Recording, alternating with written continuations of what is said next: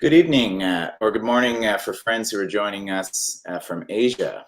My name is Jonathan Berkshire Miller, and I'm a Director and Senior Fellow of the Indo-Pacific program here at the Macdonald-Laurier Institute in Ottawa. I welcome you to tonight's event, which is titled Meeting the North Korea Challenge, Regional Security and Human Rights, which I'm sure will be another engaging discussion on a crucially important area in the Indo-Pacific region for Canada, its partner, and its allies. As many of you know, MLI has been placing a good bit of attention on the importance of the Indo-Pacific and its nexus with Canada's own foreign policy interests. Over the past several years, we've hosted events and given a platform to key thought leaders across the region, highlighting the key stakes and outlining the imperative for Canada to bolster its own engagement. Tonight, we have guest speakers joining us from Tokyo, Washington, and Ottawa, so we are truly scoping the region. North Korea continues to be a significant regional security threat in the Indo-Pacific, with a sustained and evolving weapons of mass destruction program and growing ballistic missile arsenal. We've just seen this actually this week. Today, North Korea fired 2 short-range ballistic missiles, and earlier this week, we saw an intermediate-range ballistic missile that flew over Japan's airspace, the first such a provocation in 5 years. So this is a very timely and urgent topic to discuss. In addition to these regional security challenges, though, Pyongyang remains one of the most repressive countries in the world. According to Human Rights Watch, authorities in North Korea routinely send perceived opponents of the government to secretive prisons, where they face torture, starvation rations, and forced labor. Indeed, the country has a horrendous human rights record where fear of punitive measures is used as a stick to silence dissent. In addition, North Korea has a record of other flagrant violations, including the unresolved abduction of numerous Japanese citizens over several years. Despite longstanding efforts, diplomatically and through civil society, to resolve these efforts, the North Korean side refuses to come to terms with these actions. So with that being said, I'd like to introduce our great panel that we have here tonight. Let me just start with Nishino Junya from Japan, the furthest one away. So Nishino-san is an expert, and not just on North Korea, but on South Korea as well. He is now a professor at the Department of Political Science at Keio University, and has had several positions focused on both of the Koreas within Japan's foreign ministry. Nishino-san, thank you for joining us. Next, I'd like to move to Marius Agrinius. So Marius is well known to much of the Canadian audience, a very senior Canadian Foreign Service officer for several years, 45, I believe, Marius, which is extremely impressive. Ambassador many times over in Vietnam, the Republic of Korea, which was also credited to DPRK at the time, and also the Conference on Disarmament in Geneva. So Marius, thank you for joining us. Next, we'll go to Washington with Olivia Enos. And Olivia was formerly a senior analyst at Heritage and is now the new Washington director for the Committee for Freedom in Hong Kong Foundation. She's a prolific writer, writes for Forbes quite frequently. And interestingly enough, I saw in your bio, Olivia, that you traveled both to Singapore and Hanoi for both of the Trump summits with Kim Jong-un. So, maybe we can get into that later on. Thank you for joining us, Olivia. And last, but definitely not least, is my colleague and friend, Charles Burton, who is an MLI Senior Fellow and a former professor and an expert on all things Asia, especially China, but has a deep expertise on Northeast Asian security issues as well. Charles, always a pleasure to have you in the conversation. So why don't we kick it off and get started? And I think the early punishment goes to the one who is furthest away, Nishino-san. I'd like to start with you there in Tokyo, starting with the phase that we're 20 years now removed from the Pyongyang declaration. Obviously, when Prime Minister Koizumi came off the airplane with some of the abductees. It seemed like a bookend and a significant moment in Japan's relationship with DPRK. fast forward 2 decades in the future, and not only do we see continued dissatisfaction with the abductions issue, especially Japan believes that this is not resolved, but also on the weapons of mass destruction program, we see continued proliferation of ballistic missiles, as I discussed a little bit in the introduction period. There's also a possibility, a real possibility, that we might see another nuclear test from North Korea in the coming weeks. So I wanted to see your perspective in Tokyo, how you're looking at this, how you're able to manage this challenge in tandem with all the other challenges that Japan's facing right now with China, and also relations with Russia being extremely strained. So, Nishino-san, if I can turn to you first from your perspective from Tokyo. Thank you, moderator. I want to extend my thanks to the organizers of this event for inviting me to the webinar on North Korean issues. So as moderator mentioned, this year is the 20th anniversary of the Pyongyang declaration between the Tokyo and the Pyongyang in 2002. But very regrettably, we yet to see the resolution of the abduction issue, which the many Japanese, most of Japanese, think the very urgent issue in Japan. So I would like to mention the current Japanese policy toward North Korea in about 5 minutes. I would say that Japan's policy toward North Korea has three pillars. Number one, dialogue. Number two, pressure. And number three, defense and deterrence. So as moderator mentioned, the recent North Korea's provocation, given the North Korea's recent provocation, the Japanese government have to put more emphasis on the defense and deterrence side at this point. But I would say that at the same time, the Japanese government always try to pursue dialogue with North Korea.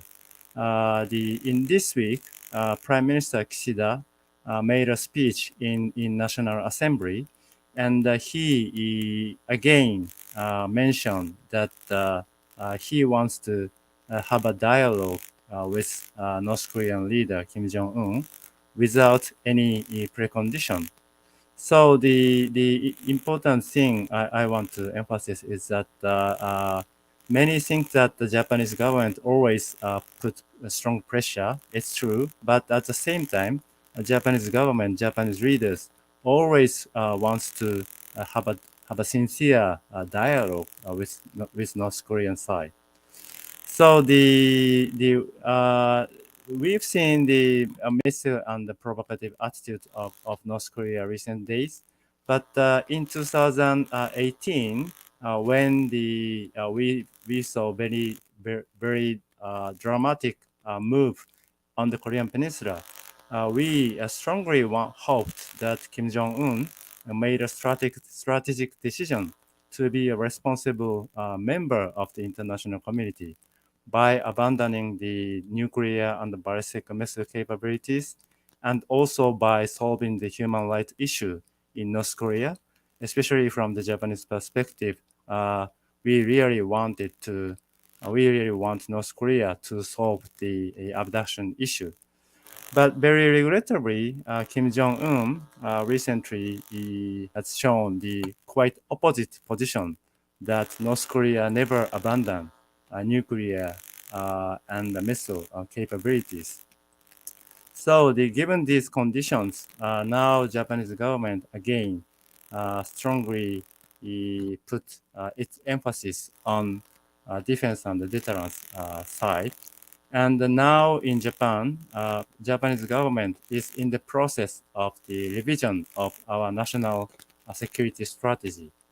And the Prime Minister Kishida expressed he will put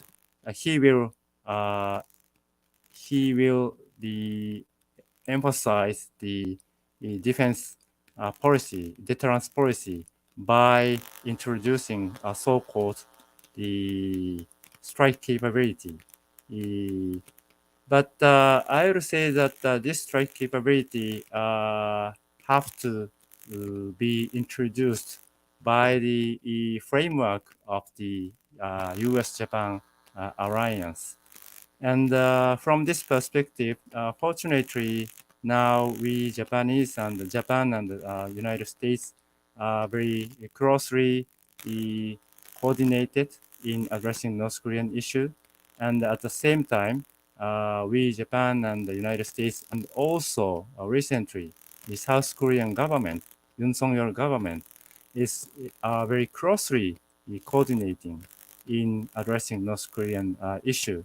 Especially recently, we saw trilateral exercises, the anti-submarine exercises, and also the ballistic missile tracking exercises. So these are the very positive sign in dealing with North Korea, especially on defense and deterrence side. So lastly, regarding the abduction issue, frankly speaking, it is true that we all Japanese have been really angry at North Korea's this kind of criminal behavior. But the most important thing for the Japanese at this point is that all abductees are safely back to Japan and reunited with their families in Japan immediately, because as I mentioned, this year is the 20th anniversary of Pyongyang Declaration, and very regrettably, many of the families of abductees passed away. So the time is really running out. I really strongly hope that North Korea sincerely address this issue. So I'll stop here. Thank you. Thanks very much, Nishino-san. Some excellent points there on a range of different topics. I liked your description of the pillars, the three pillars of the way that Japan engages with North Korea through dialogue, pressure, and defense and deterrence. And I thought it was also interesting, that you reminded our audience that Japanese leaders, while it may seem from the outside perspective, are mainly focused on the latter two, pressure and defense and deterrence. They are always open for dialogue. And I think I remember former Prime Minister Abe Shinzo also saying this as well, that the door was open. I did find it interesting when the flurry of diplomacy was happening, that they weren't able to make that summit happen. And I don't know if that was mainly because of the North Korean side wasn't interested, or vice versa. But I do think it's good that Kishida is at least signaling a desire to have dialogue without preconditions. So lots of sort of questions on my mind, but maybe I'll save them for now and move over to Marius. Marius, you've spent a lot of time in this part of the world, a lot of time, obviously, in Korea as well, and with your accreditation as ambassador in DPRK. You've been following this issue for a long time, and you're still committed to it, even after 45 years of public service. So why don't you give us a little perspective, from a Canadian view, but also from your time in Korea, where you see things playing out, what the implications are for Canada, whether there's a role, whether there's something that we could, where we could fit into this piece. Thank you very much, Jonathan, for the invitation. And what I would like to do is start with a full disclosure, and then make a few observations on some of the issues and relationships that can be then discussed in detail and at length. Full disclosure, I'm one of the North Korean watchers in that group that believes that Kim Jong-un will not negotiate away his nuclear weapons under any circumstance, and it's really truly about regime survival. But there's a bigger game out there. Some of us call it the new great game, where you have a globally ambitious China, aided by junior partner Russia, and taking on the United States that seems to be in a certain amount of retreat, primarily perhaps because of Trump. In that context, I believe that North Korea and the issues around North Korea remain a dangerous sideshow.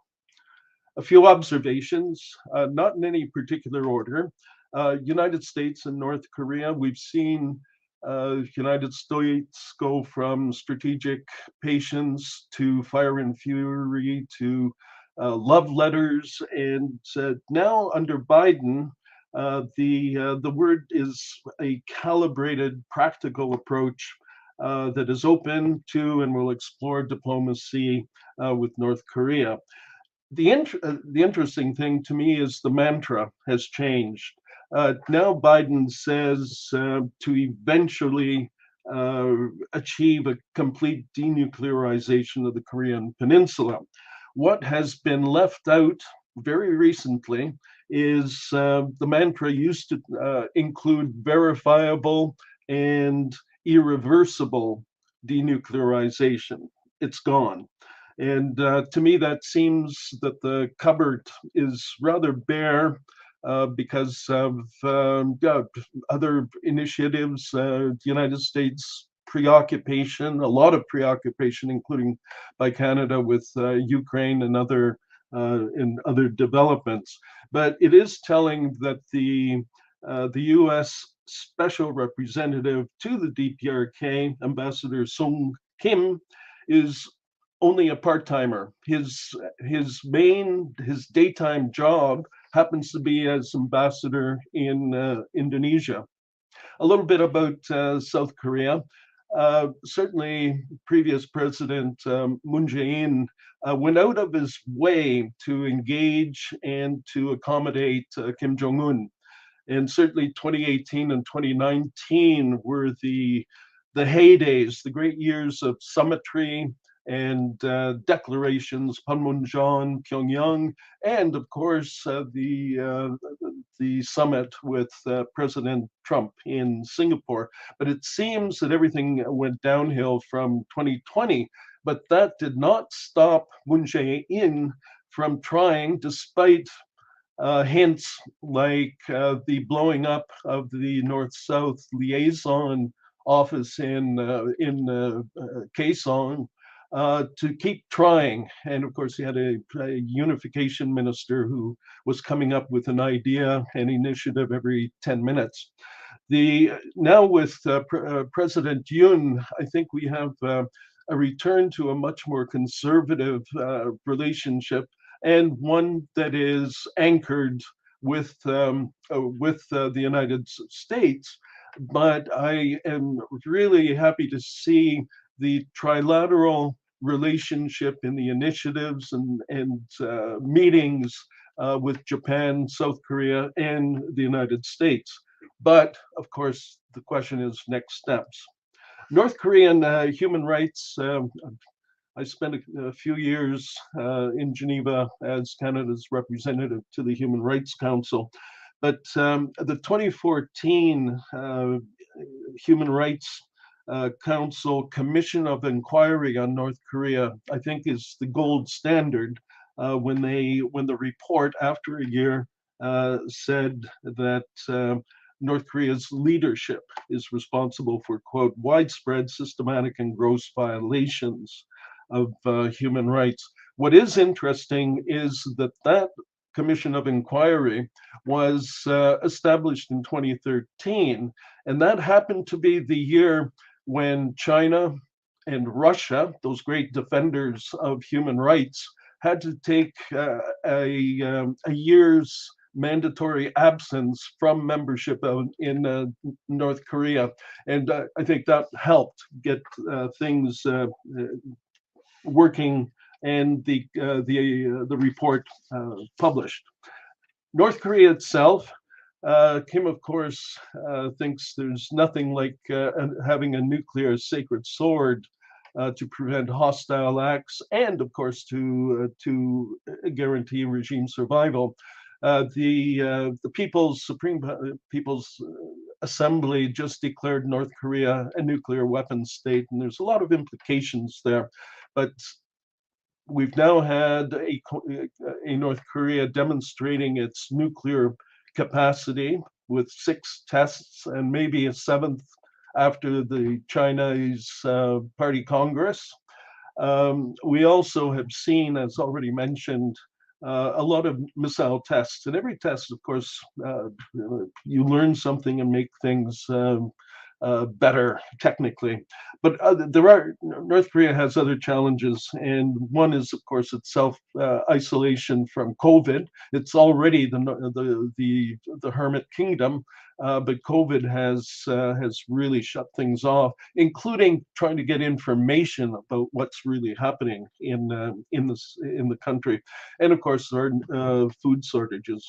In terms of China, we've seen a recent exchange of letters of mutual admiration between Xi Jinping and Kim Jong-un.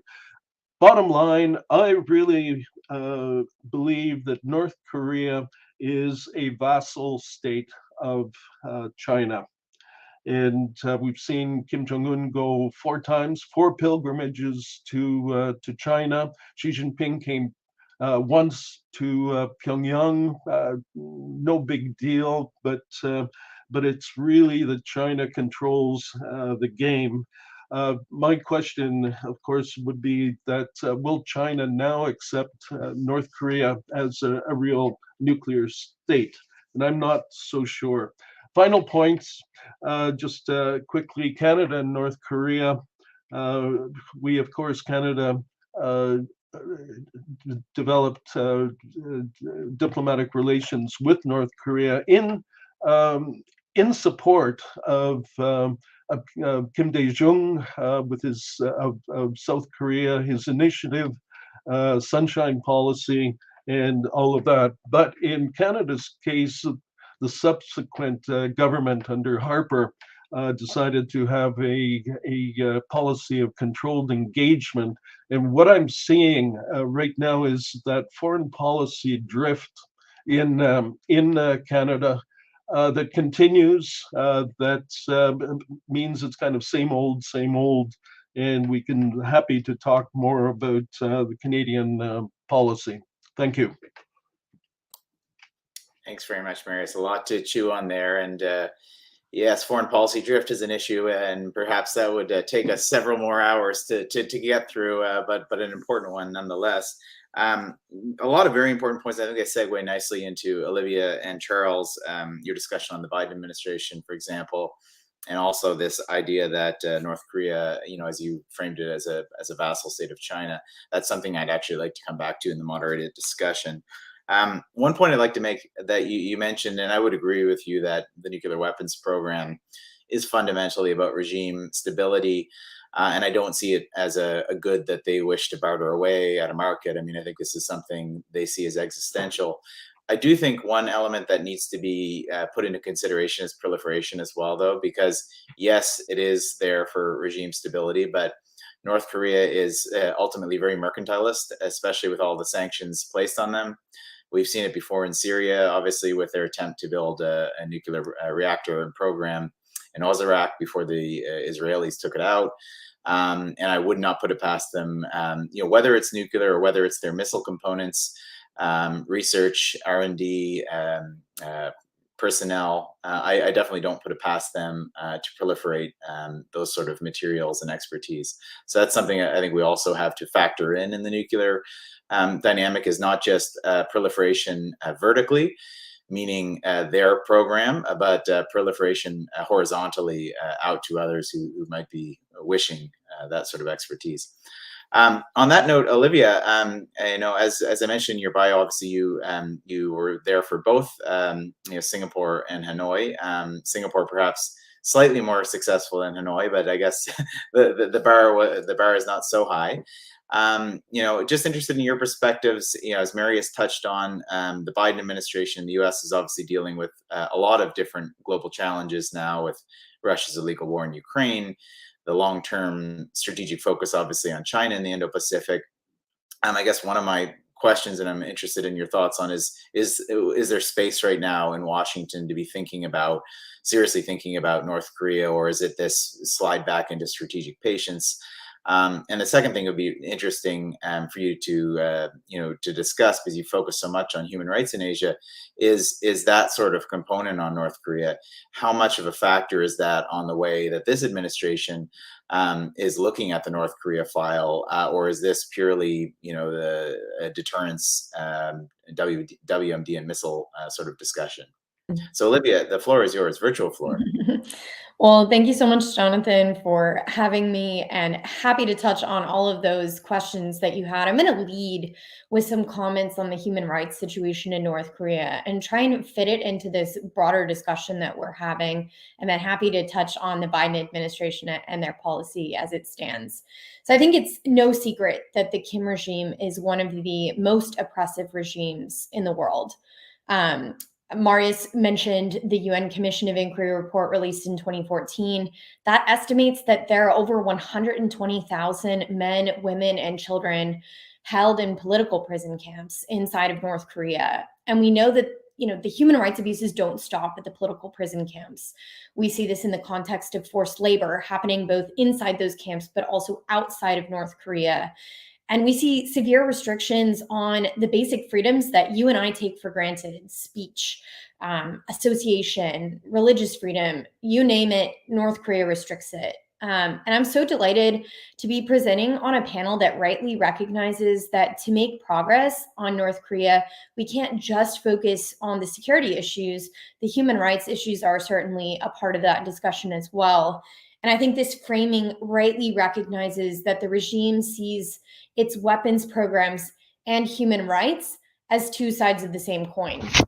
So that leads to my first point, which is that the regime sees and finds it necessary to commit human rights violations in order to maintain its grip on power. And this is very similar to how the regime views its weapons programs, whether that's their nuclear program or their missile program or anything else. And so in order to maintain its grip on power, it engages in a number of different policies to secure that. One is that they have a policy of sending 3 generations of a family to political prison camps if they're found to have committed a political crime. Why? You neutralize a threat to the regime so that you don't have opposition. The second way that they do this is through public executions. They will make a public shame of an individual who has committed a political crime to send a chilling message to the population that acquiescence is something that's required. And the entire system within North Korea is based on subverting the trust that ordinary people have, neighbor to neighbor, parent to child, family member to friend, and putting the government in place of where we would normally have our most trusted relationships.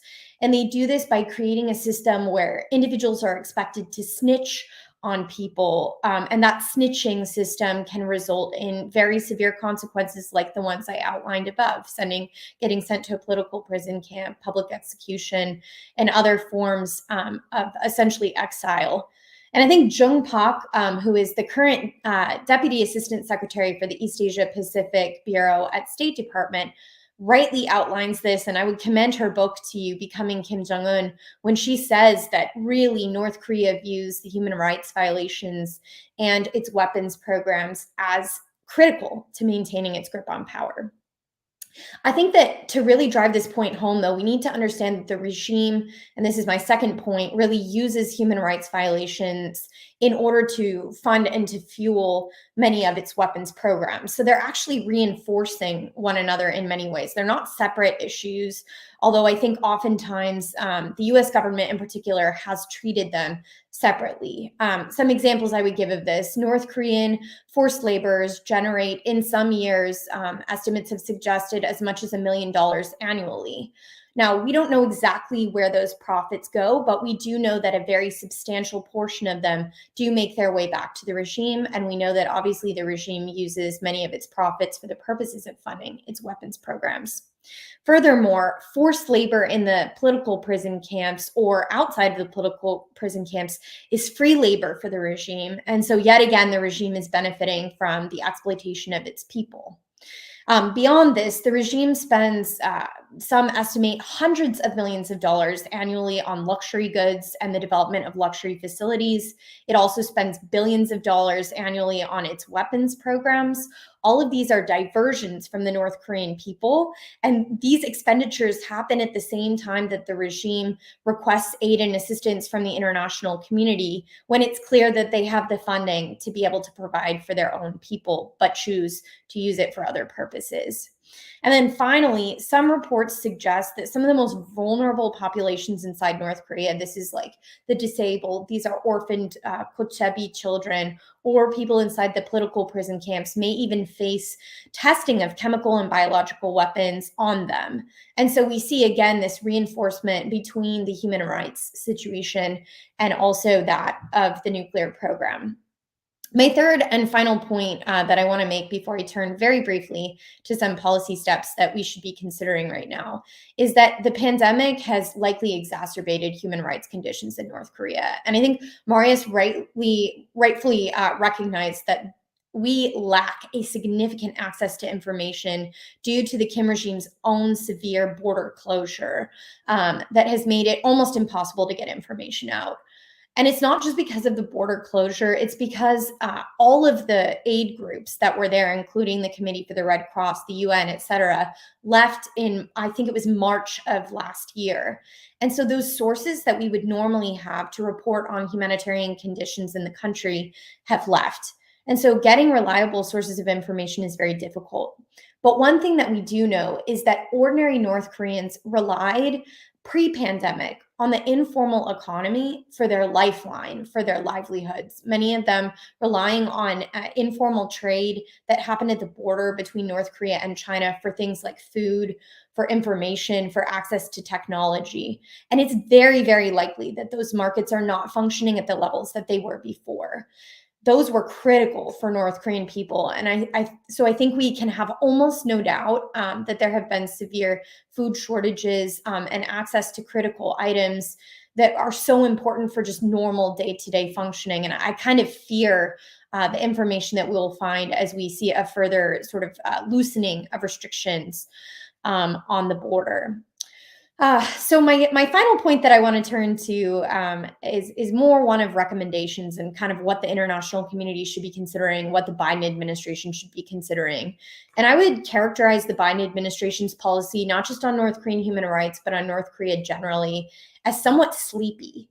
It's certainly been overshadowed by China and the need to tackle the China threat more broadly. But I think in the long term, it's an oversight to not include it in broader Indo-Pacific and balance of power discussions that are ongoing.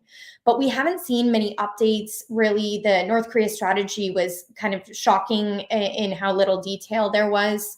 And even beyond this, the U.S. has failed to appoint a special envoy for North Korean human rights issues, even when in South Korea, we've seen the appointment of their own North Korean human rights envoy, Lee Shin-hwa, as well as the special rapporteur at the UN for North Korean human rights. And the U.S. is just sort of absent or asleep at the wheel. We don't have somebody in that position right now. The third sort of recommendation that I would have is to increase sanctions, especially along the lines of the North Korean Sanctions Policy Enhancement Act, which combined the removal of, which required or predicated the removal of sanctions, not just on progress on North Korean denuclearization, but on progress on human rights issues too. And I think that's the right perspective to have when thinking about sanctions. Fourth, we have to keep the North Korean people at the center by promoting information access to them, even in the face of border closures. We've got to be tenacious, thinking about some of the unique ways we can use technology to permeate an otherwise very closed border. And then fifth and finally, I think we need to have the US government in concert with allies and partners sharing information, whether that's at a classified level or otherwise, on the impact of COVID border closures on ordinary North Korean people. I think we don't have enough information at this point. And for me, I'm very concerned about the impact that has had on the North Korean people. So I'll just leave it at that. But thank you again for inviting me to speak. Thanks very much, Olivia. That was excellent. And recommendations and guidance are always welcome. So we really appreciate you, providing a few of those. And I mean, your point on the pandemic was really interesting. I think what we've all learned here, maybe the webinar is one sort of a legacy of this, but there's been insularity for a lot of the world because of this. But perhaps one country who could afford the least to become more and more insular was a country that was already probably the most insular in the world, which was North Korea. And the fact that we don't even know those repercussions about how bad it's gotten over the past couple of years of the pandemic, I think is an important point. I also liked your point, that the human rights, looking at human rights and regional security as mutually reinforcing. This is not bifurcated topics that can be dealt with separately. They are connected. And also your point that this is not an externality of the relationship, or not an externality of how North Korea acts, but this is a deliberate and almost an essential tool of their power.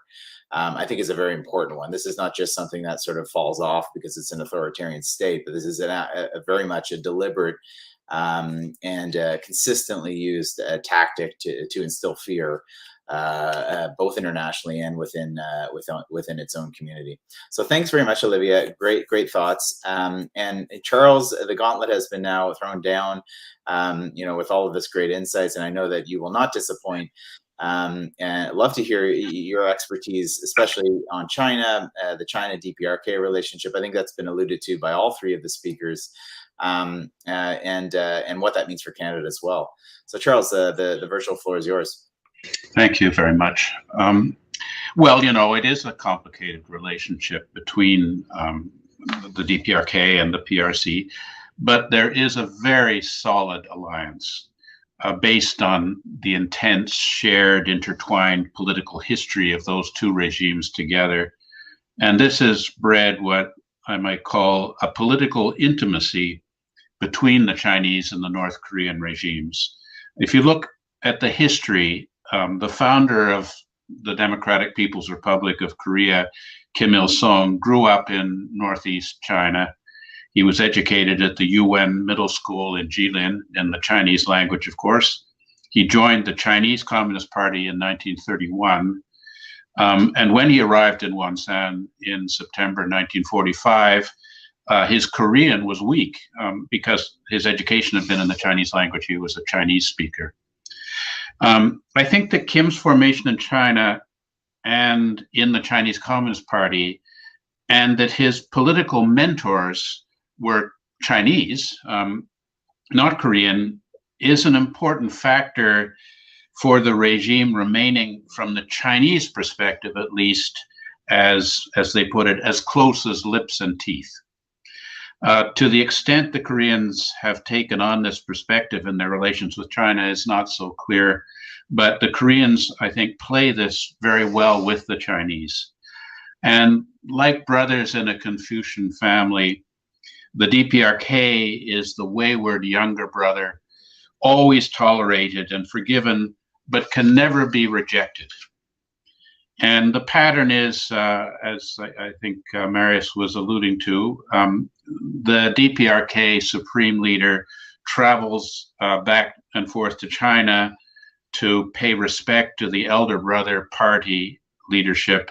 The Chinese leader only occasionally goes to do the younger brother regime honor by going to Pyongyang, where he is received with extravagant ceremony, particularly the most recent visit by Xi Jinping, which was unbelievable. It was like the emperor coming down. The other thing is that unites them is both these are Stalinist systems at their cores.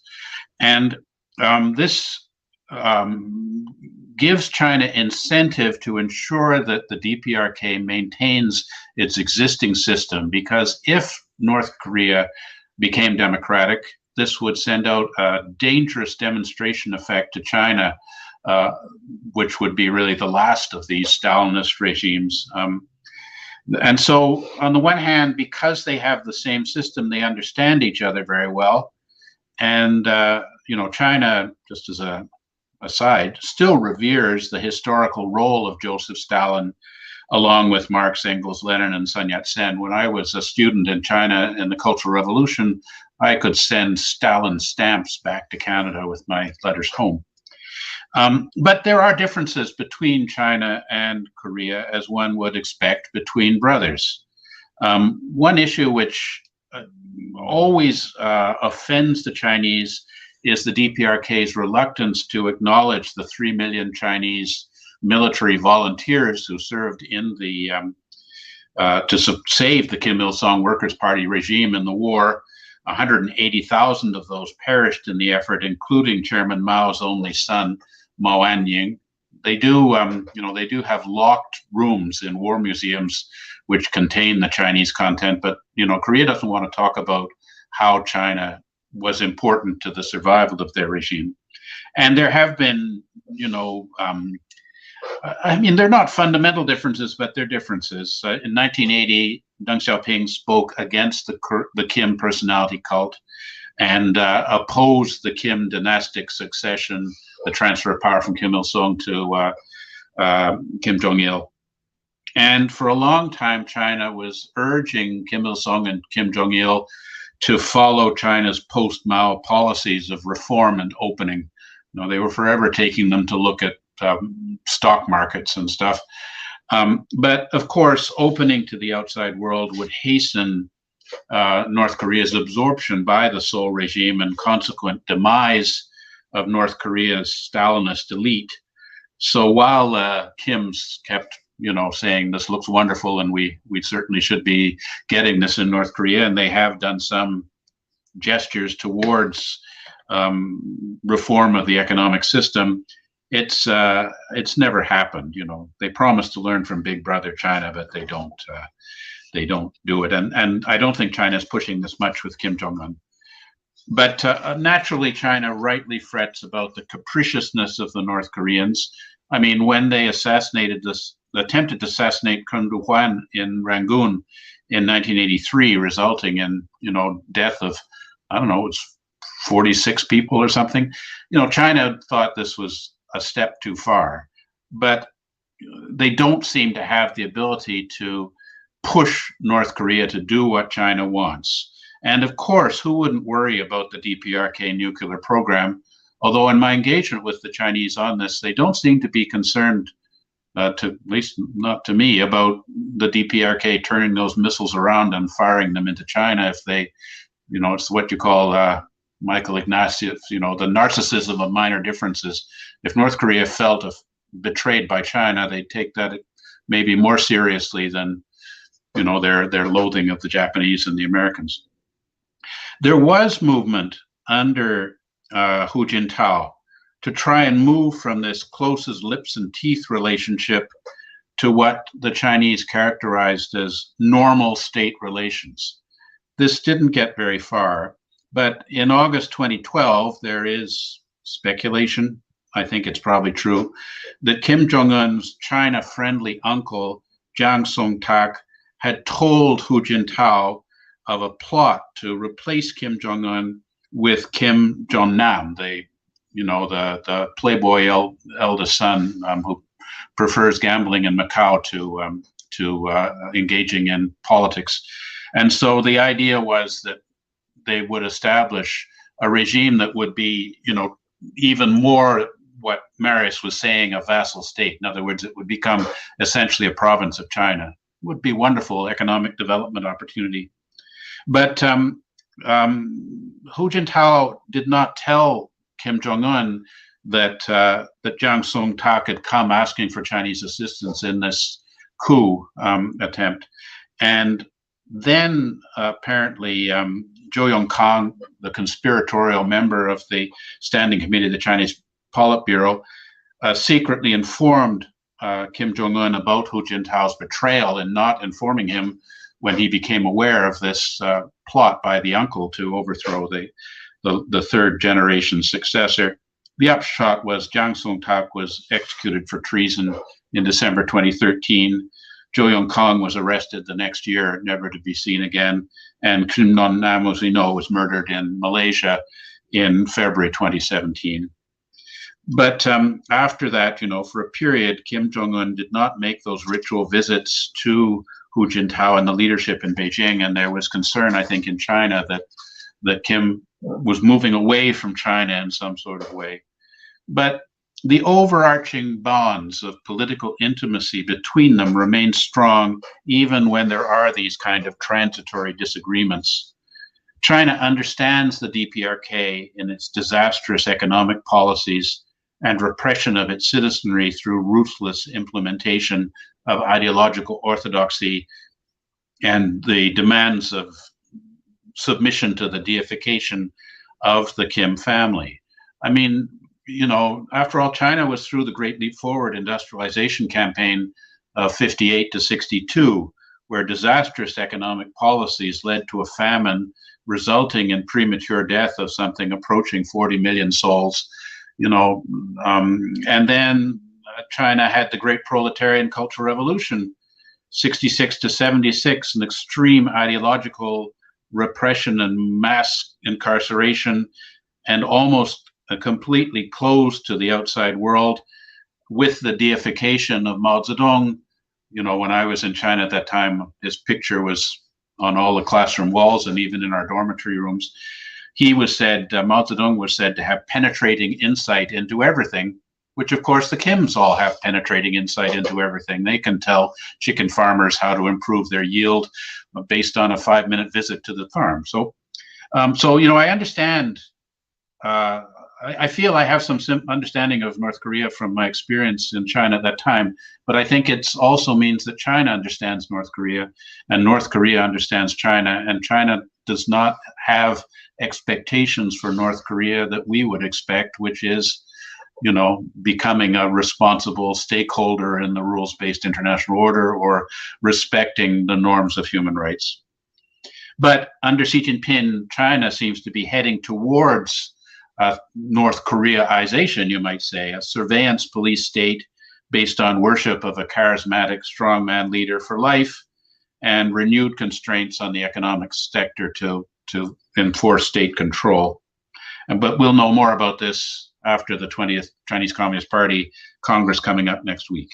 But I think, as Marius also pointed out, since 2018, ties between North Korea and China appear to have improved and returned to normalcy, with Workers' Party of Korea Chairman Kim Jong-un making multiple trips to Beijing to meet with Chinese Communist Party General Secretary Xi Jinping and show him the respect that he feels he deserves.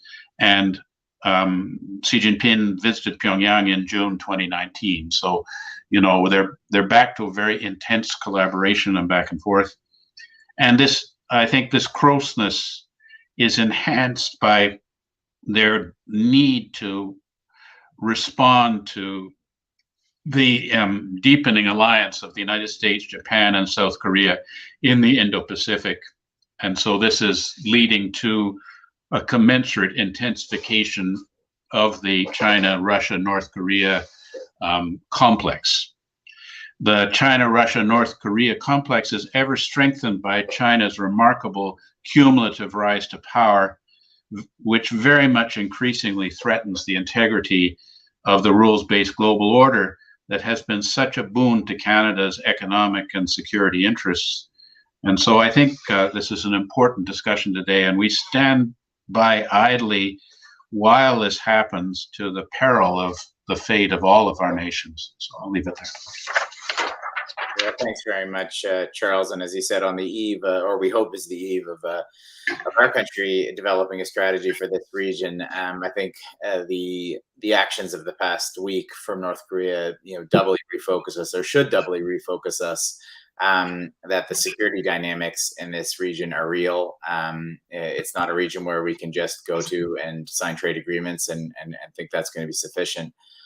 These are real everyday challenges for our partners and allies that we need to recognize. Lots of interesting things in your talk, and many of them I want to tease out in the moderated discussion.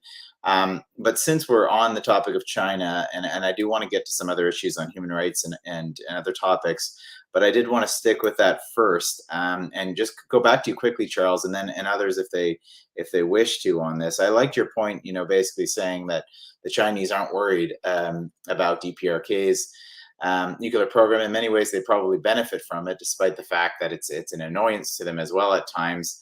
But I think they are worried about the potential for a nuclear cascade or proliferation in that region. What they don't want is a nuclear South Korea or potentially a nuclear Japan. While it may seem impossible, if North Korea is fully recognized as a nuclear weapons state, we don't know what the future will look like in Northeast Asia in nuclear weapons terms.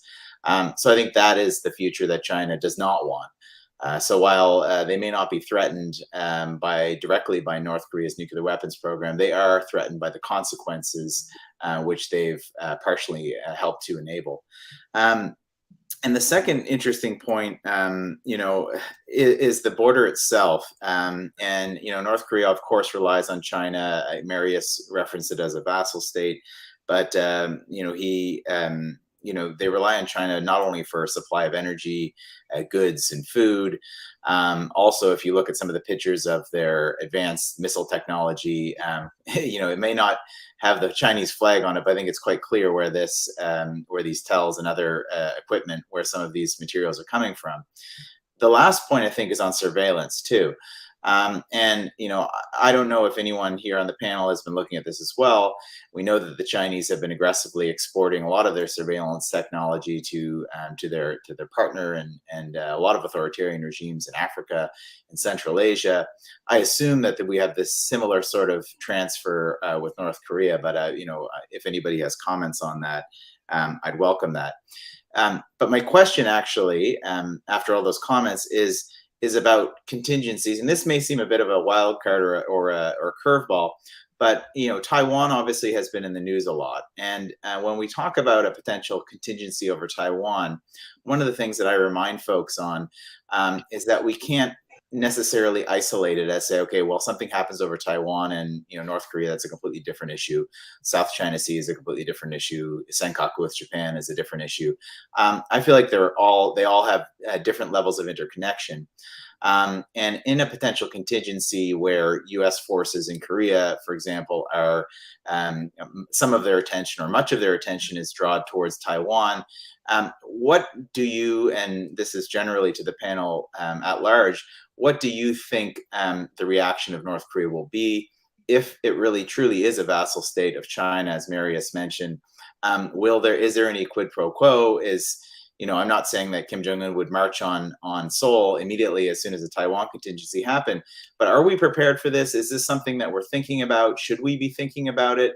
Should we be thinking about these interconnections? So Charles, I'm going to start, with this difficult question with you first, and then, hopefully everyone has some thoughts on it. But if you don't, just let me know and we'll pass by. So Charles, to you. I don't think that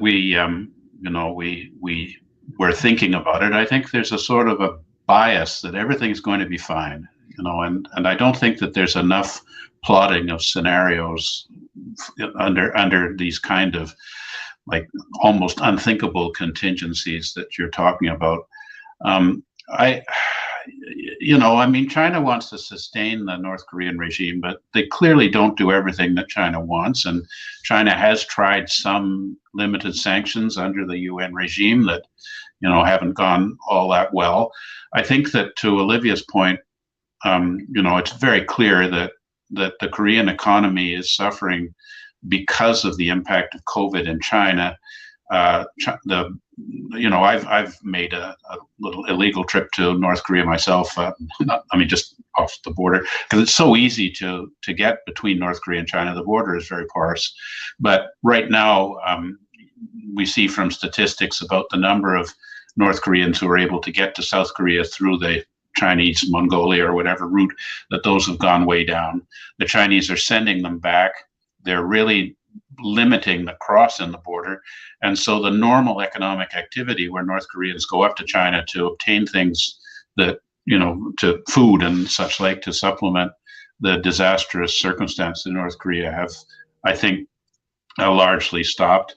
Whether, the surveillance technology that Huawei is providing to North Korea facilitates, the repression or the stopping the flow of people across, I can't really assess, although it seems to me that the North Korean regime has been content to have North Koreans go up to China, providing they're not members of the party or members of the military. Those people are executed if they're found to have strayed into China without permission. But for ordinary people, my impression is that there has been, before COVID, a certain amount of back and forth.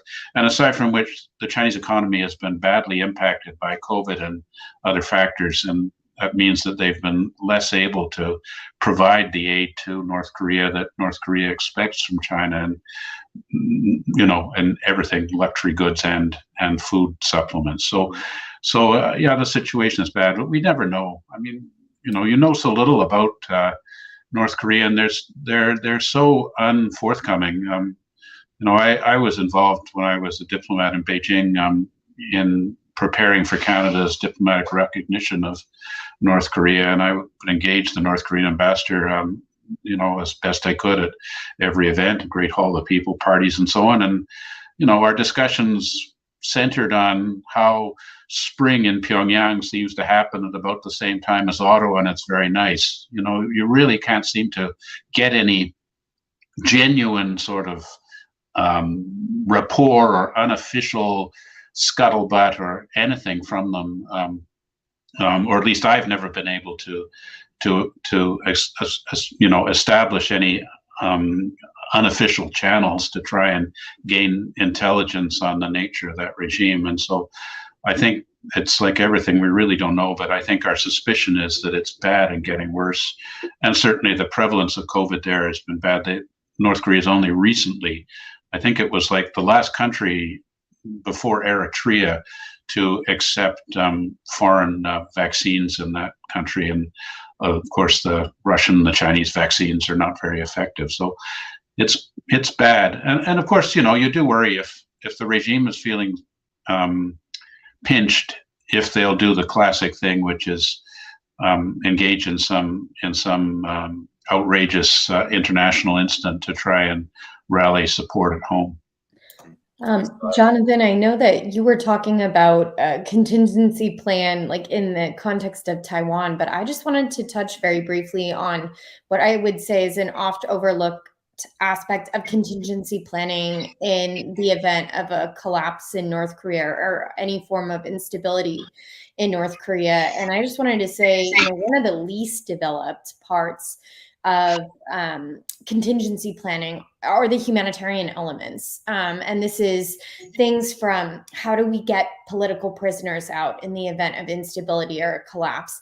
How do we make sure that future pandemics don't spring from some of the health insecurities that exist within North Korea, were you to have a large population fleeing to China, fleeing to Mongolia, fleeing to Korea or elsewhere throughout the region? How do you make sure that North Koreans who may be fearful of South Koreans or fearful of US troops who are stationed in the border already have information about the good things that folks from the US, from South Korea want for the North Korean people?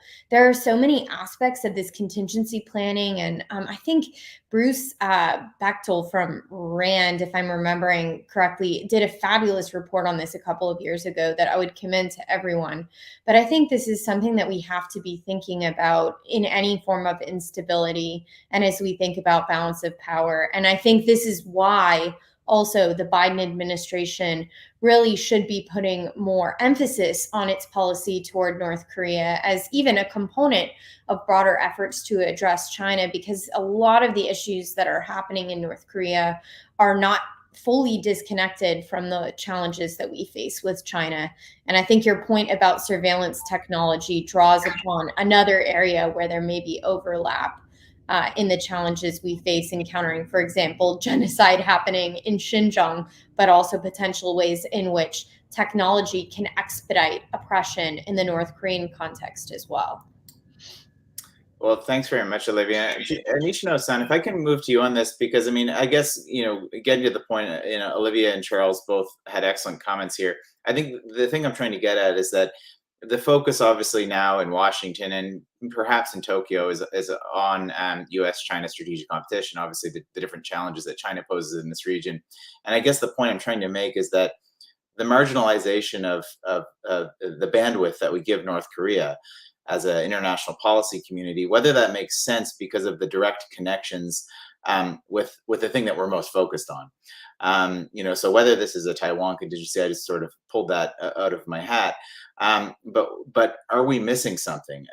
If we get into some other area of strategic competition, potential conflict between the United States and China, is it a wrong assumption to assume that the Korean Peninsula issue will just stay quiet and they won't want to touch anything, and regime stability is all that matters, or will there be a moment of opportunism? Interested in your views on this. Oh, thank you. Just briefly, because clearly the North Korea tried to utilize the U.S.-China strategic competition in this region, and if something happened on Taiwan, I think that the North Korea tried to utilize the situation by taking side of China. For example, by the how can I say, the exercising something to the provocative action to the South Korea. So in this context, my point is that still our side, I mean the Japan, United States, and South Korea, have a kind of the gap in addressing this issue. So the couple of days, the last month, the President Yoon had an interview with U.S. media, and he emphasized that if something happened in Taiwan, so his army, his government needed to be well prepared to the aggression from the north. So still, the South Korea have to deter South Korea military provocation. But from the Japanese perspective, now we Japanese experts, security experts, really pay attention to the Taiwan issue. But still many South Korean less pay attention to the Taiwan issue.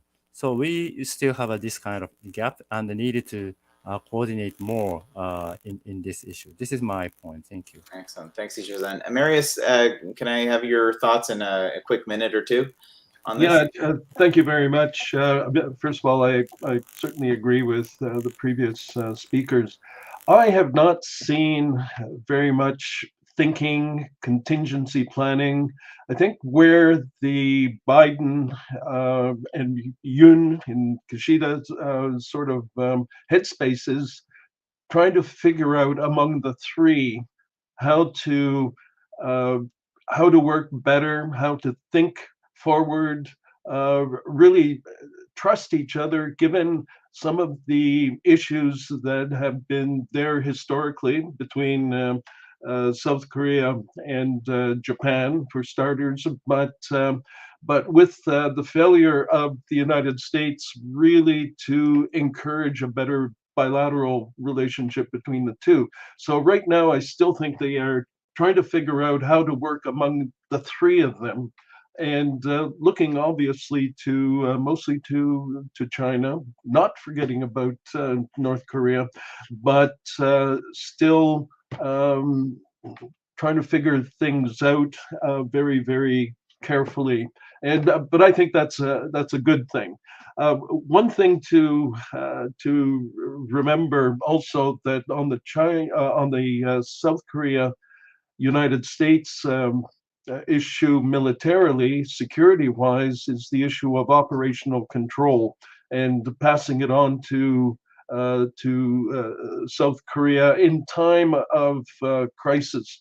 And the interesting thing is that was the big issue when I was ambassador in Seoul, 15 going on to 15 years, and it's still a big issue trying to figure that particular part of the puzzle, even as Taiwan is bubbling up. One last point, the South Korean military is doing very, very well in terms of its own military capacity and high-tech military weapons, despite the fact that one of their missiles blew up. But they are doing very, very well. And we'll just have to see that progression without any specific contingency planning with respect to what China may ask North Korea in a crisis or all of that. Thank you. Thanks, Marius. That's great. And I mean, there's a lot to work through on the security side and different contingencies, and maybe we'll have time to get back to. But I did want to shift quickly back to the human rights issue that we talked about throughout the discussion already tonight, and sort of the way forward. So, you know, we've talked about some of the issues, we talked about some of the problems. Nishino-san obviously outlined from the Japanese perspective some of the, you know, the tragic stories, obviously with the abductees. Still unresolved issues. Olivia, I think, you know, highlighted a number of issues that regular North Koreans continue to face, and the acuteness of that has gone up almost definitely due to the pandemic. I guess my question, and you know, Nishino-san, maybe we can come to you at the end of as the last one to comment on this. One example would be the abductions, but I think there's more. You know, where can the international community work together on this? You know, we know some of the tried and tested formulas, even though they might not have worked on security. You know, we've mentioned the trilat, for example, with US, Japan are okay.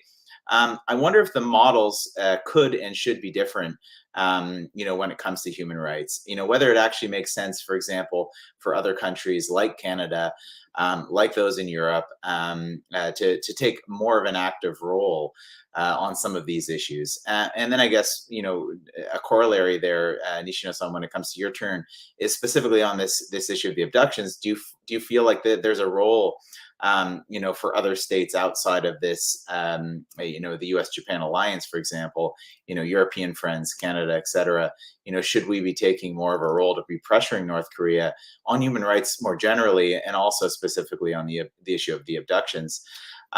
So if I can go to Olivia first on this for some of your thoughts, and then I'll make my way around. Yeah, absolutely. Thanks for that question, Jonathan. I think there are many stones that have either been left unturned or have only been partially turned over. And so I think there's a lot of work to be done when it comes to tackling the human rights challenges in North Korea. One global effort that I think has been incredibly powerful in the Chinese context has been this move that was led by the US to issue an atrocity determination for the crimes that the Chinese Communist Party is committing against Uyghurs in Xinjiang. That atrocity determination saying that genocide and crimes against humanity have not only happened, but are ongoing is incredibly powerful for generating policy momentum around the globe. For example, in the US, in the Xinjiang context, we saw the introduction and the passage of the Uyghur Forced Labor Prevention Act. Great example of a follow-on action that has had incredible ramifications for helping the Uyghur people and making clear that the US is not going to be selling goods that are produced with Uyghur forced labor. I think that if we had a similar atrocity determination that is led by the US, but ideally echoed by partners like Canada, like Japan, Korea, and others, it could be an incredibly powerful signal if the US government was reaffirming what we already know happened from the UN Commission of Inquiry report, which determined that North Korea was guilty of committing crimes against humanity. I think there's probably evidence for genocide as well, although there's no hierarchy of atrocity crimes. But I think this could be a way to refocus international attention on a lot of these issues. Beyond this, I think that a lot of efforts to improve information access have gotten stuck in almost a previous generation. A lot of them are focused on, for example, getting radio access, which I think is incredibly important. I'm not in any way saying that those aren't important efforts, but we have new and emerging technology that can penetrate North Korea's firewall and make it possible for ordinary North Koreans to access information about the outside world. I think Charles mentioned earlier that there is a trickle now only of North Korean refugees that are making it to freedom. And I can't help but think that part of that doesn't just have to do with the tight border closure, but also the failure to get access to information so that people can make a decision for themselves about whether they want to flee the regime. So I think looking at ways that we can work, whether it's through trilateral US, Japan, Korea cooperation, or just through allies, freedom-loving allies in general, on how to maximize those efforts is really important. The third thing and final thing that I will address is just that our sanctions regime is fairly incomplete when it comes to North Korea. And I know there's different perspectives on how we should be tackling the challenges. I personally believe that sanctions that are targeted over human rights issues are in fact very powerful, and they do send a signal of accountability to individuals and entities that are responsible for undermining human rights and values. We haven't seen a tranche of North Korean human rights sanctions. Goodness, I don't even know in how many years. I think it predates the Singapore summit in the US context. And I believe that's true for the rest of the globe. So I think needs to be renewed attention to strengthening the sanctions regime. And as my former colleague Bruce Klingner would always point out, this is not human rights specific, but more generally, the US government has stopped short of sanctioning Chinese banks that regularly and routinely bankroll the North Korean regime's weapons programs and otherwise. I don't think we should be stopping short on that. And this is, in strengthening the sanctions regime generally, I think we do justice on both the human rights and the security fronts. That's excellent, Olivia. Thanks so much for that. Marius and then Charles, I mean, did you have any quick thoughts from a Canadian perspective, how we should be approaching these issues? Marius, obviously you mentioned, in your long and distinguished career as a Foreign Service officer, you've touched on these issues quite directly before in Geneva. What are some of your thoughts on, how we can be more involved in this? So very quick, maybe a minute each, and then I'll turn to Nishino-san. What is particularly interesting is that I'm the last Canadian ambassador that was a member of the Human Rights Council, and I was there 2007 to 9, something like that. And I am really surprised that Canada, with its feminist human rights kind of policy, has decided not to do anything there.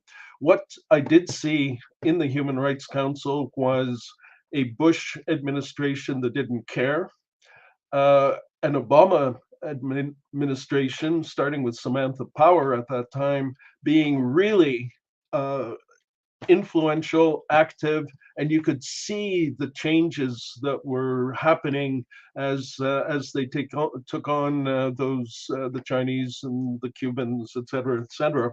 And then, of course, Trump left and discarded U.S. membership there, and now Biden hopefully will pick it up. So the American kind of up and down has not been particularly, shall we say, efficient in terms of how to be consistent in what's happening. Two quick things. The one human rights issue that has not been touched is family reunions between North and South Koreans. There are many, of course, elderly North and South Koreans are dying without the possibility of ever meeting. And the way that North Korea has manipulated the family reunions is ghastly and should be known more widely. Last point: the best weapon against North Korea in general is the memory stick. And it's happening. But just getting information on the outside world to the young generations, the curious North Koreans who I think do have quite a different perspective and hopes, is probably the most important weapon.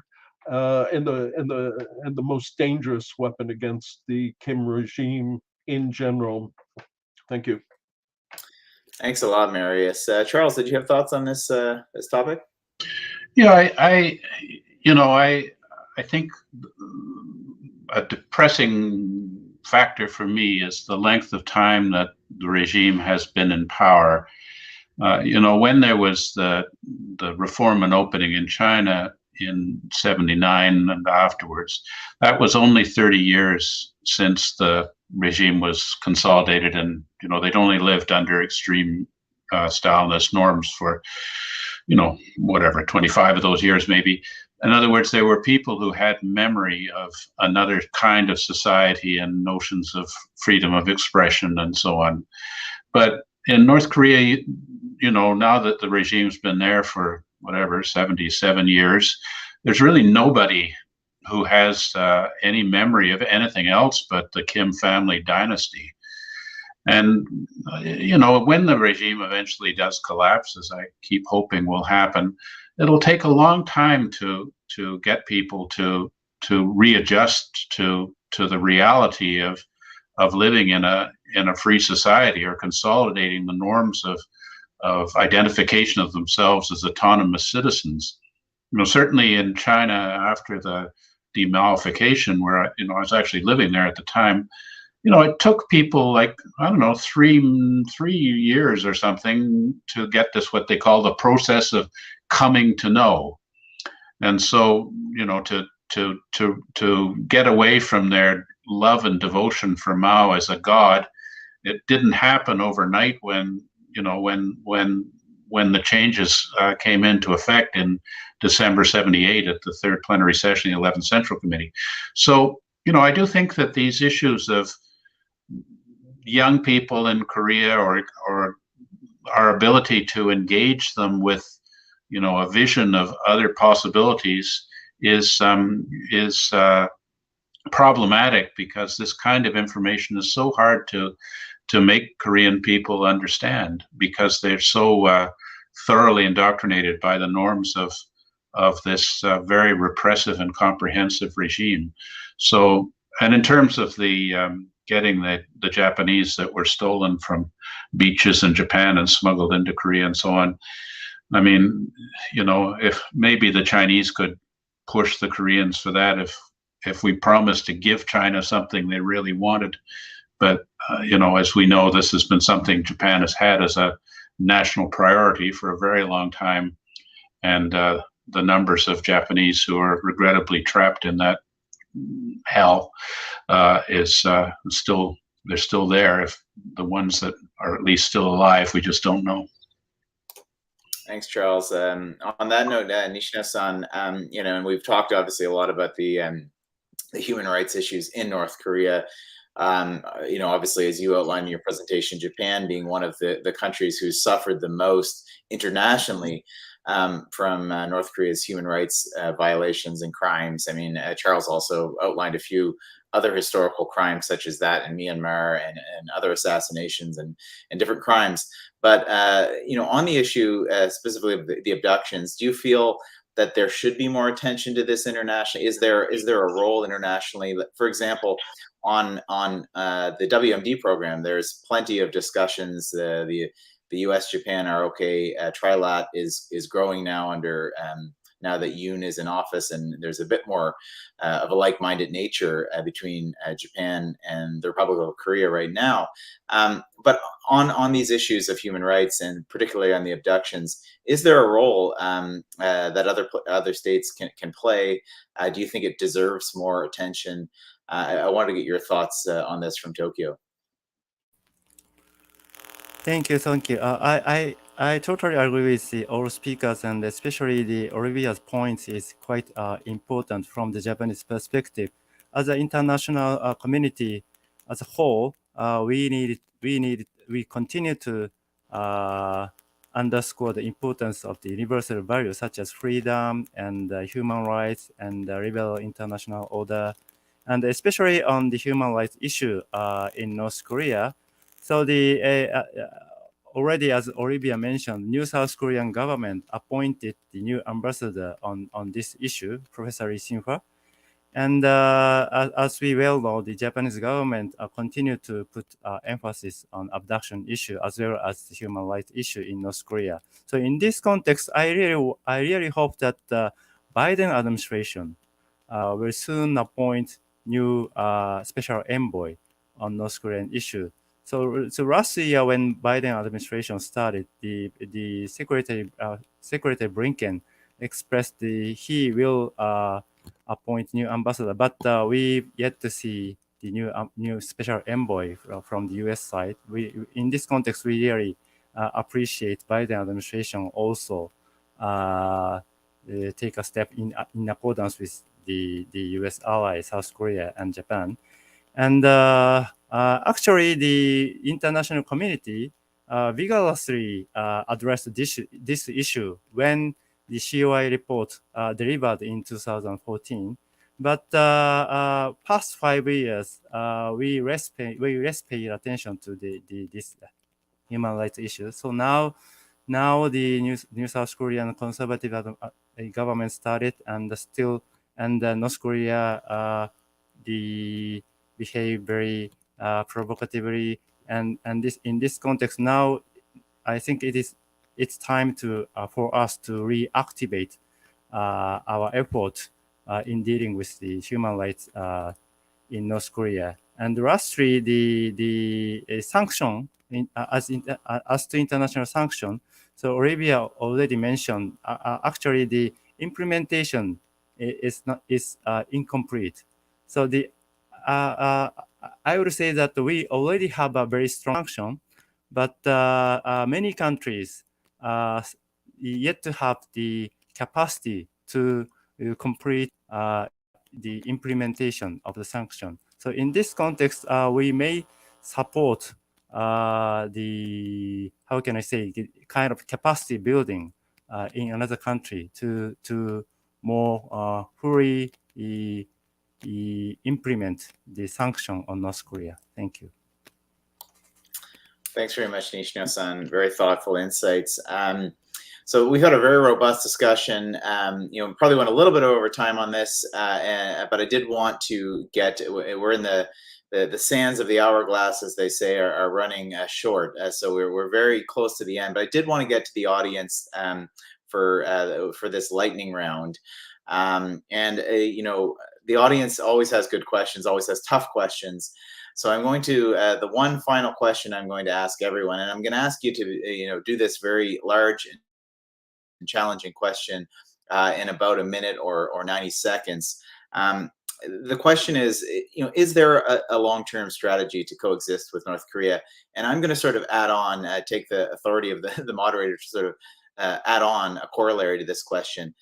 Not only to coexist, because of course we could coexist, we're coexisting right now, but what is the long-term strategy to coexist with North Korea while at the same time maintaining and advancing both our interests and our values nationally and regionally with our allies? So what can that strategy look like? And it's a very difficult question. If you win a top job at the State Department or the Foreign Ministry of your choice. But I'd love to go around the horn here and see what everyone thinks. Marius, you've had 45 years in the Foreign Service, so I'm going to pick on you first to go, and then we'll move on from there. Yeah, unfortunately, peaceful coexistence with North Korea is just not on the table. The thing that I would love to see, of course, is regime change. However it happens, the important bit, I think, is one has to keep on talking to Chinese officials, decision makers at all levels about North Korea, and talk about North Korea as a strategic liability to China's future global ambitions.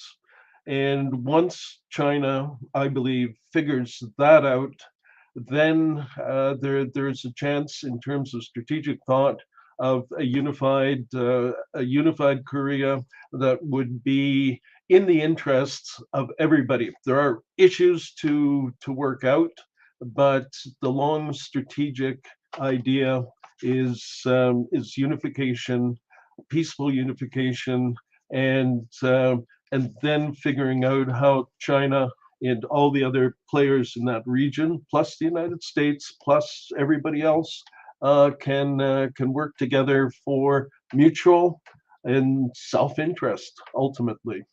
Thank you. Excellent. Thanks, Marius. Nishino-san, if I can go to you next. Sorry, you're on mute. Sorry, in my observation, very unfortunately, I don't think that North Korea never abandon nuclear program in the short term. So in this context, we needed to enhance our defense and deterrence capability. For North Korea not to use a nuclear weapon, because recently North Korea declared that they legislated the new law of the nuclear use. So in this context, we needed to impede this kind of North Korea's action. And secondary, our effort to be focused on for North Korea to increase nuclear weapons. And in this context, strong sanction and implementation are still important. And lastly, so if these two are really successful, then we have to negotiate with North Korea to decrease North Korea's nuclear weapons and missile capability. Thank you. Thanks very much. Olivia. Yeah, so I would echo Marius's comments that peaceful coexistence with North Korea is elusive. I think it's next to impossible. But I think if we're talking about ultimate goals, the ultimate goal would be peaceful reunification under the leadership of South Korea. And I think that if we're wanting to create an optimal environment for that to take place, although it's certainly, a somewhat unlikely outcome, I think there are sort of three critical components. One is to maintain strong alliance cooperation. I think there have been a lot of perceptions, in particular over the last several years, that, for example, the Moon administration was somewhat out of step with U.S. policy priorities and whatnot. Whereas I think the U.S.-Japan alliance has been much stronger, especially under the framing of a free and open Indo-Pacific. And I think a shared commitment to values, to that free and open Indo-Pacific moniker, requires that there's not just a desire to address the security challenges, but also the human rights issues in order to maintain balance of power in the region. So I think that's the first critical component. The second is that strong commitment to a sanctions regime that's comprehensive. And I completely agree with Nishino-san that there are so many loopholes. And I think that the commitments to enforcing sanctions are far lower than they ought to be. And I think that commitment to implementing sanctions has to be done in tandem with equipping the North Korean people, because I think you're not going to see any regime change if there's not a desire from the North Korean people themselves to see change and to help facilitate it from within. It can't be solely external. And then third and finally is just, you can't have a strategy that only focuses on security issues or only focuses on human rights. You have to have something that finds a balance between the two. And I think, unfortunately, various efforts that have been tried by different countries have emphasized one over the other, and it just hasn't been effective. So it's time to try a much more balanced strategy than what we have implemented in the past. Thanks. That's excellent. Thanks, Olivia. Charles, you have the last 80 or 90 seconds. Yeah, I mean, the problem with North Korea is that it's an increasingly dangerous threat to the world because of its continuing development of more and more sophisticated weaponry, particularly nuclear weaponry. And, one gets the impression, because we really don't understand what goes on there, that North Korea could be the first country to use nuclear weaponry in an irrational way, like blowing up the Hawaii or the American base in Guam or God knows what. So, from that point of view, like we just can't allow this to go on forever. It's going to end up badly unless we pay attention to it. But with regard to engaging with that regime, it's impossible. I mean, every agreement that we've made with them, they have violated and abandoned. Even when they wanted to open an embassy in Ottawa, the idea that they'd have an embassy here that they would use for smuggling drugs and fake U.S. currency just made it, like, how can we deal with diplomats like this? So, the answer really is through China, because I think the Chinese, if anybody has any ability to have knowledge of the political and military actors in North Korea, it's China. And, ideally, transitional regime leading to eventual reunification with South Korea would be the idealistic way to go. But I'm not optimistic. And the idea that we could remain complacent with North Korea as the years go on, simply because nothing terrible has happened yet, I don't think is a good Western policy. We just have to be much more engaged with what's happening there and the threat that it poses to global peace. Thanks a lot, Charles. Well, the first point to developing a strategy and implementing a strategy, you would think, is recognizing the challenges and problems that you're strategizing on. And I think that this team here, very much showed the complexities, the different layers. I think all of you, Olivia was the first to point it out, but I think all of you had mentioned the absolute interconnection and mutual reinforcement of the human rights issues with the regional security dynamics. And they shouldn't be looked at as isolated or in fishbowl dynamics where they're separated. I think that's a very, very important point. And the second point that I think was interesting is that we have to look at North Korea in the region as well. We can't look at this just as a challenge of one country. We have to see the interconnections, obviously, with Japan that Nishino-san brought up, but also with China. And others in the region. So I think that point is also very, very important as we look, as many of us look to develop Indo-Pacific strategies and ways to deepen our engagement in this part of the world. So thank you to everyone, those who are on the Eastern time zone, time to go to bed or have a tea. And Nishino-san, maybe time for you to start your work day. But thanks so much for all of you for joining us this evening and this morning. And we'll look forward to doing part 2. Good night, everyone.